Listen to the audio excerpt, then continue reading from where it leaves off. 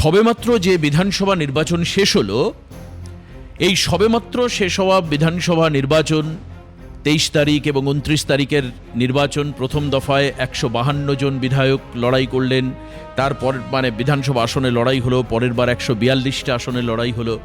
এই সমস্ত লড়াইতে যারা বিজেপি মনোনীত এবারকার বিধানসভা নির্বাচনের প্রার্থী ছিলেন, তারা লড়াই করেছেন বিরোধী রাজনৈতিক দলগুলোর সঙ্গে। মূলত তাদের লড়াই ছিল রাজ্যের শাসক দল তৃণমূল কংগ্রেসের বিরুদ্ধে তাদের লড়াই করা। কিন্তু 4 তারিখে তো রেজাল্ট বেরিয়েছে। বিজেপির তরফে মানুষের ব্যাপক সংখ্যাগরিষ্ঠতা এবং জনসমর্থন গেছে, কিন্তু এখনো লড়াই বাকি আছে। এবার আপনি আমাকে বলবেন যে পডকাস্টে তুমি আবার কোন লড়াইয়ের কথা বলছো? এত বড় একটা লড়াই সবেমাত্র শেষ হলো, আবার কোন লড়াই? এই লড়াই হচ্ছে প্রতিটি জয়ী বিধায়ক এবং পুরো রাজ্যের প্রত্যাশার সঙ্গে লড়াই। প্রত্যাশা কি পূরণ করতে পারবেন বিজেপির জয়ী বিধায়করা? এবং সর্বতোভাবে যে মন্ত্রিসভা তৈরি হয়েছে, সেই মন্ত্রিসভার মন্ত্রীরা এবং বর্তমান পশ্চিমবঙ্গ সরকার, আজকে তো শ্রমিক ভট্টাচার্য বলেছেন যেটা বিজেপি সরকার নয়, বিজেপির প্রদেশ সভাপতি বলছেন এই সরকার হবে পশ্চিমবঙ্গ সরকার।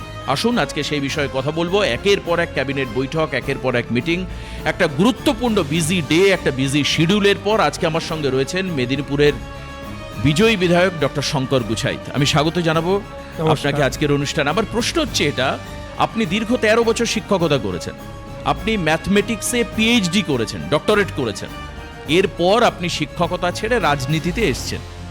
আমরা মূলত রাজনীতির ক্ষেত্রে দেখি যে কম শিক্ষিত মানুষের একটা বিরাট ভিড় থাকে রাজনীতিতে। আপনি কি সেই সমীকরণটা এই ম্যাথমেটিক্সের হিসাবে বদলে দিতে চাইছেন?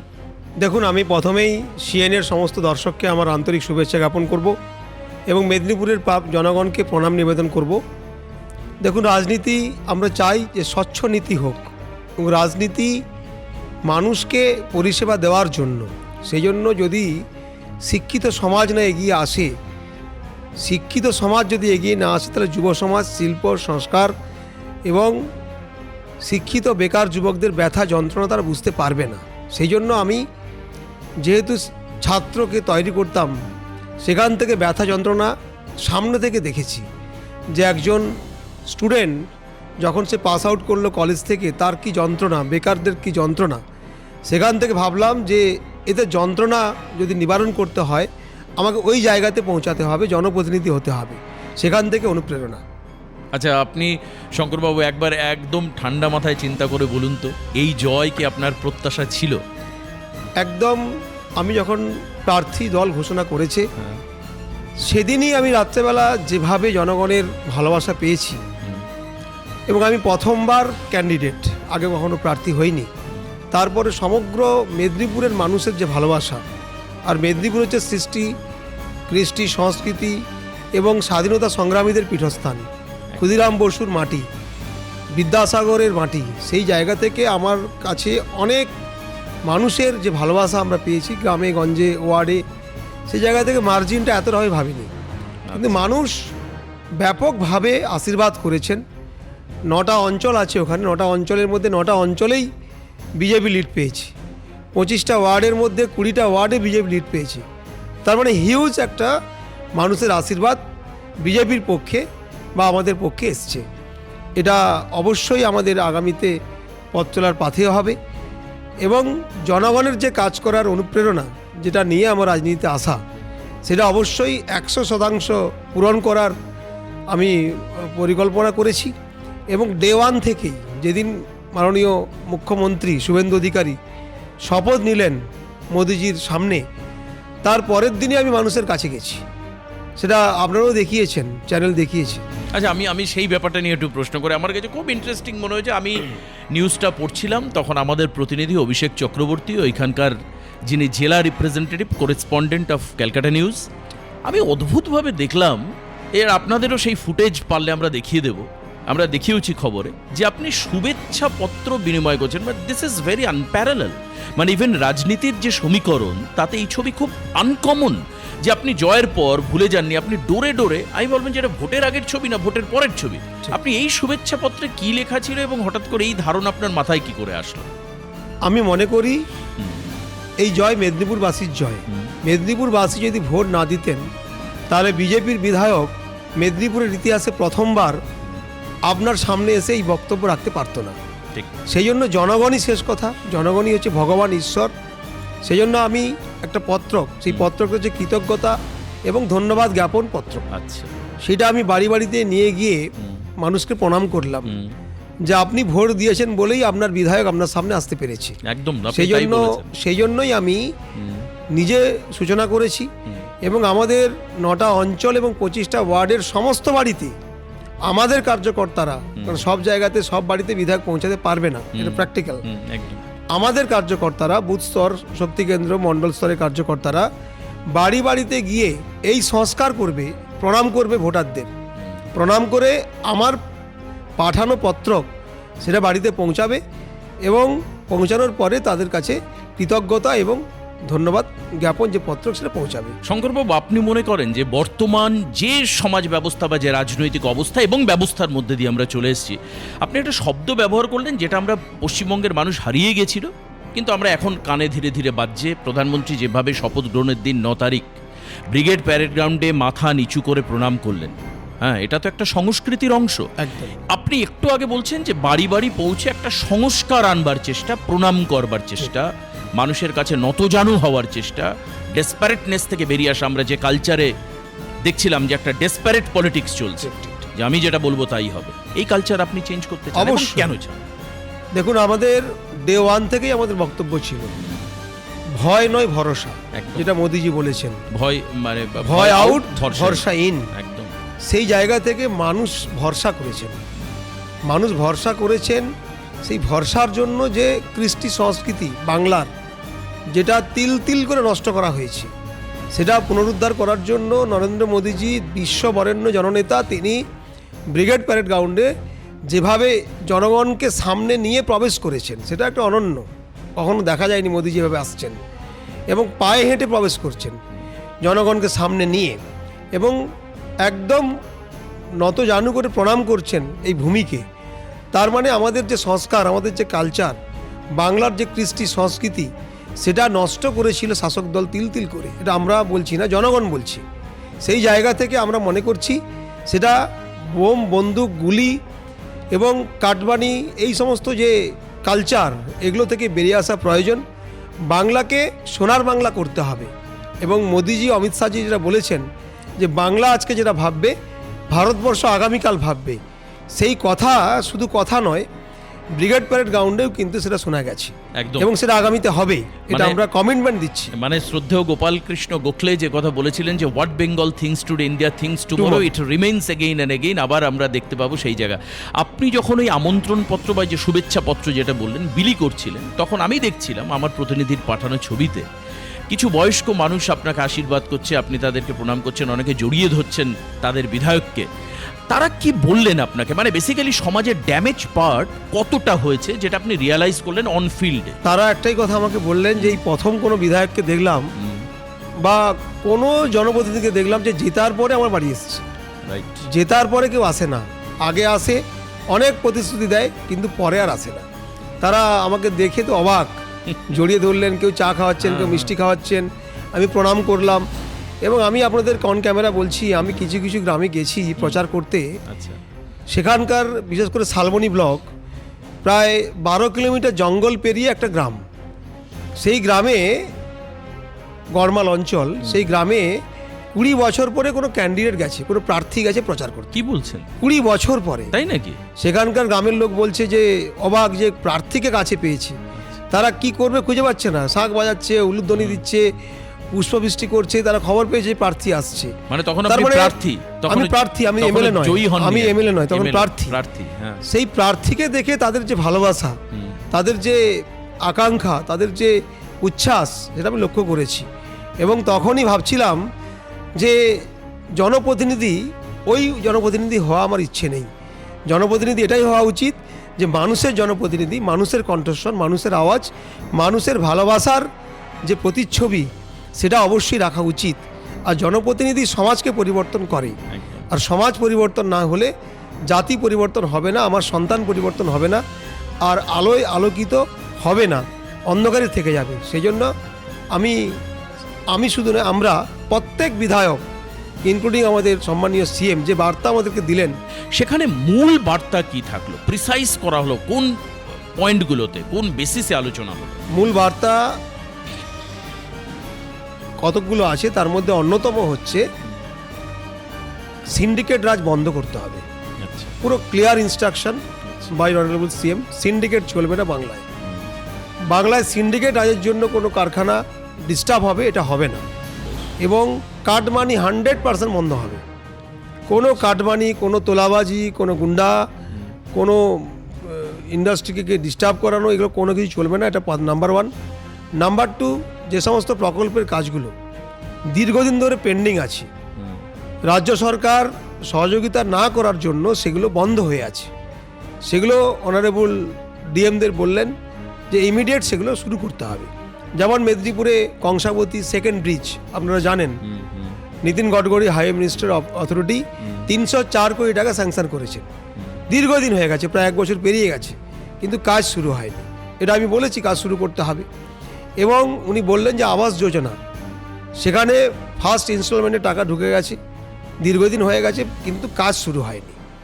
সেই কাজ অবিলম্বে শুরু করতে হবে। এবং জল জীবন মিশন, প্রত্যেকটা বাড়িতে পানীয় জল, তার কাজ অবিলম্বে শুরু করতে হবে। 100 দিনের কাজ যেগুলো বন্ধ হয়ে আছে সেগুলো অবিলম্বে শুরু করতে হবে। কোনো কনস্ট্রাকশনের কাজ, অর্থাৎ এক কথায় জনগণের যে কাজ, উন্নয়নের যে কাজ, তা কোনোভাবেই স্তব্ধ করা যাবে না এবং অতি দ্রুত সেগুলো শুরু করতে হবে। 3000 টাকা অন্নপূর্ণা ভাণ্ডার 1 জুন থেকে শুরু হবে এবং কোনো সরকারি প্রকল্প বন্ধ হচ্ছে না, যেগুলো এক্সিস্টিং আগে ছিল, ইনক্লুডিং হবে, সেগুলো মডিফাই হবে, কিন্তু বন্ধ হবে না, যেগুলো প্রিভিয়াস সরকার অপপ্রচার করছিলেন। মানে আয়ুষ্মান ভারত হবে, কিন্তু স্বাস্থ্য সাথী যে এখনই বন্ধ হবে না, কনভার্সন হবে, মানুষের সুবিধার জন্য কোনো প্রকল্প বন্ধ হবে না। কিন্তু আয়ুষ্মান ভারতের অলরেডি ঘোষণা হয়ে গেছে, সেটা চালু হবে, 5 লাখ টাকার সুবিধা মানুষ পাবেন। পাওয়ার পরে সমস্ত মানুষ সেগুলো পোর্টালে অ্যাপ্লাই করতে পারবেন, সেগুলো হবে। আধার কার্ড সংক্রান্ত যে সমস্যাগুলো ছিল সেগুলো অবিলম্বে দ্রুত সমাধানের জন্য উনি বললেন। এবং সর্বোপরি প্রত্যেকটা জায়গায় যেন কোনোভাবেই কোনো কাজ পেন্ডিং না থাকে। আমাদের অলরেডি বিএসএফকে জমি অধিগ্রহণের জন্য দেওয়া হয়ে গেছে, 45 ডেজের মধ্যেই সেই কাজ শেষ হবে। এটা একটা আমাদের আভ্যন্তরীণ নিরাপত্তা বিষয় আছে। তাছাড়া আমাদের তাঁতেগাড়ি আন্ডারপাস একটা বড় সমস্যা ওখানে আছে।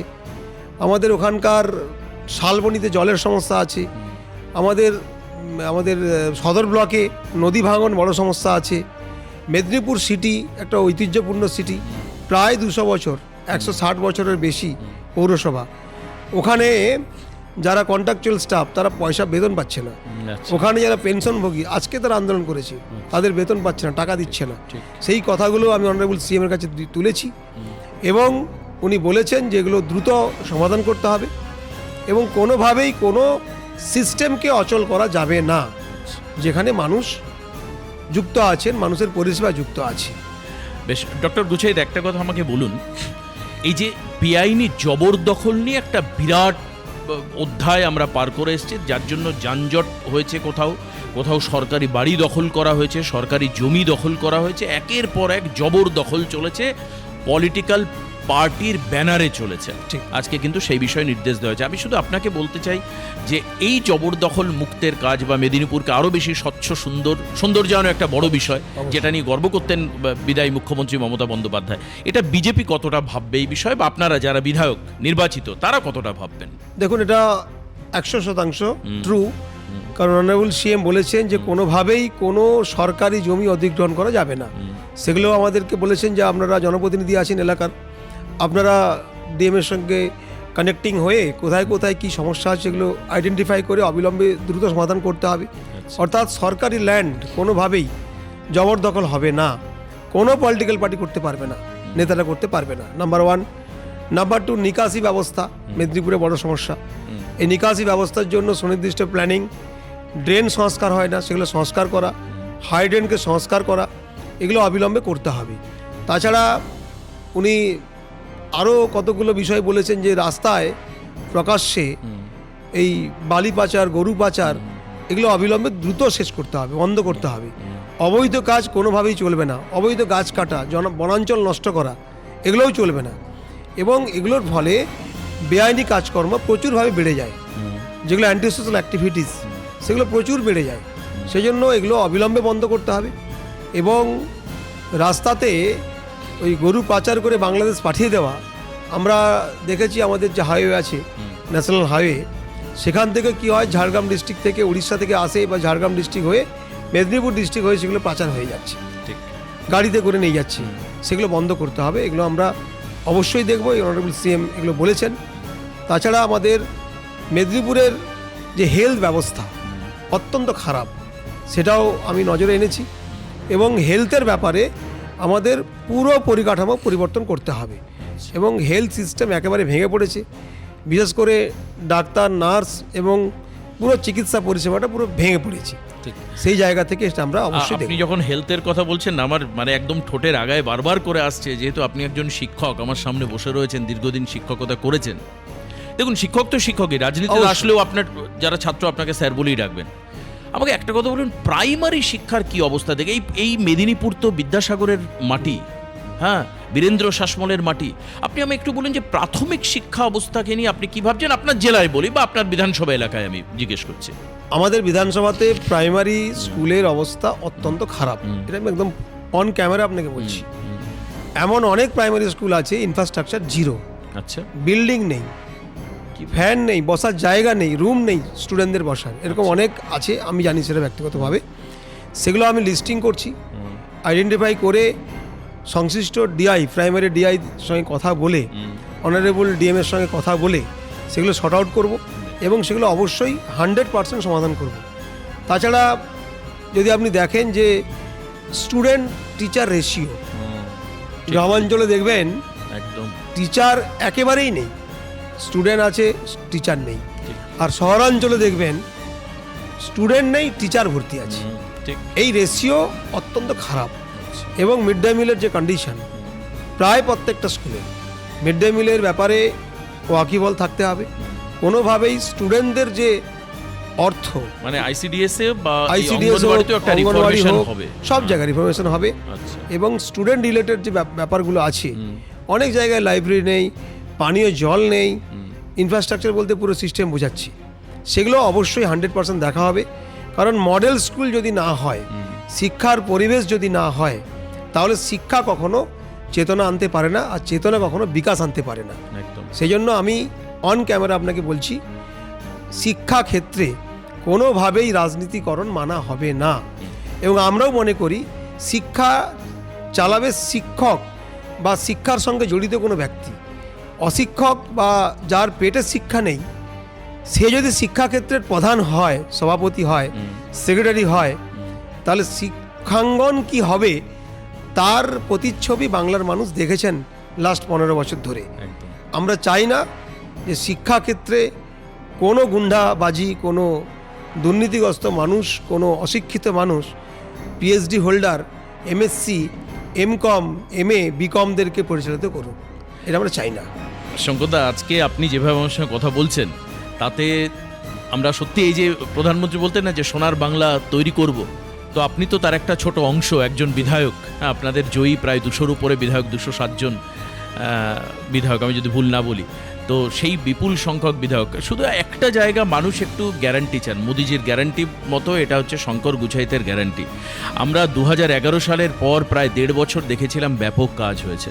তারপর কিন্তু আস্তে আস্তে গায়ে চর্বি জমতে শুরু হয়, লেজ মোটা হতে শুরু করে, যেটাকে আমরা এক কথায় বলতে পারি মিডিয়ার ভাষায় অহংকার বাড়তে শুরু করে। হ্যাঁ, প্রথম কাজ হয়েছিল, কিন্তু আজ আপনি অলমোস্ট অ্যাট দ্য বিগিনিং যে কথা বলছেন, আগামী 4 বছর পর কি আমরা একই রকমভাবে, যখন আবার সামনের বার আপনি ভোট চাইতে যাবেন, তখন সিএনএর পডকাস্টে বসে আমি একই রকম গর্বের সঙ্গে বুক চওড়া করে শঙ্কর গুছাইতের ইন্টারভিউ নিতে পারবো তো? আমি অতি গ্যারান্টি দিন। আমি অতি সাধারণ বাড়ির ছেলে, একদম, আমিও রাজনীতির করার হ্যাঁ বাড়ির ছেলে নয়। হ্যাঁ, এবং সেই জায়গা থেকে স্টুডেন্ট তৈরি করা ছেলে। এবং আমাকে মেদিনীপুরের সব মানুষই চেনেন, 1-to-1 কানেকশান সবার সাথে আছে। সেই জন্য আমি আপনার অন ক্যামেরা কথা দিচ্ছি যে 5 বছর পরে যখন ভোট হবে, ওই মেদিনীপুর আসনে বিজেপির ক্যান্ডিডেট যেই হোক না কেন, সেটা শঙ্কর গুছাইতে হোক বা অন্য কেউ হোক, তাকে আর ভোট চাইতে যেতে হবে না। এটা একদম নিশ্চিত থাকুন, অন ক্যামেরা বলছি। আচ্ছা, উন্নয়নের কাণ্ডারিতে বা যা যা কমিটমেন্ট শঙ্কর গুছাই তার সংকল্প পত্রে করেছে মেদিনীপুর অ্যাসেম্বলির জন্য, সেগুলো পূরণ করার জন্য 100% আমরা কাজ করব। মাননীয় করি যে বাংলার ইতিহাসে কখনো হয়েছে কিনা সন্দেহ, একদম। মাত্র 2 days একদম একদম আয়ু হয়েছে। একদম। এবং আজকে মাননীয় সিএম যেটা বললেন, মাননীয় শুভেন্দু যেটা বললেন, যে আগামী এই যে ইন্টারভেল, এই ইন্টারভেলের জন্য একটু সময় নিচ্ছেন উনি।